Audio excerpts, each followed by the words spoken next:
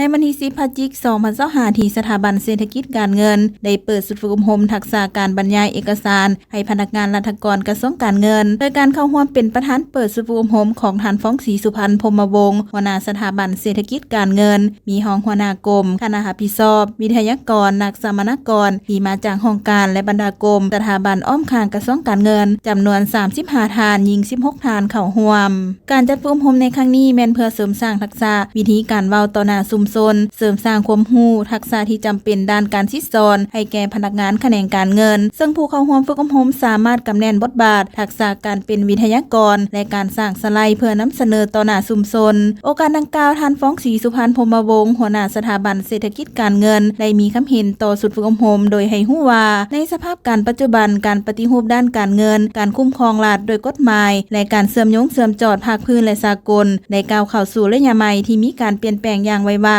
พร้อมทั้งเรียกร้องให้พนักงานราชการทุกคนต้องได้มีการยกระดับตนเองอย่างบ่หยุดยั้งโดยเฉพาะแม่นทักษะการสื่อสารและการนำเสนอการบรรยายเอกสารที่ดีบ่เพียงแต่เป็นการอ่านเนื้อในเท่านั้นแต่ยังต้องได้ประกอบศิลปะการอธิบายจากเอกสารที่มีความสลับซับซ้อนและซับซ้อนให้กลายเป็นเรื่องที่ง่ายต่อการเข้าใจต้องมีความสามารถในการตอบคำถามที่นักแน่นอย่างเป็นมืออาชีพและต้องมีความน่าเชื่อถือในการถ่ายทอดข้อมูลให้แก่สังคมและภาคธุรกิจนักลงทุนได้อย่างถูกต้องและชัดเจนฉะนั้นการฝึกอบรมในครั้งนี้จึงเป็นเวทีที่สำคัญในการเพิ่มพูนความรู้และยกระดับทักษะการเป็นนักบรรยายที่เป็นมืออาชีพโดยสอดคล้องกับมาตรฐานสากลและเป็นไปตามความเรียกร้องต้องการของการพัฒนาประเทศชาติในยุคใหม่สร้างความก้าวหน้าความเชื่อมั่นและความเป็นเอกภาพร่วมกันให้สำเร็จตามระดับคาดหมาย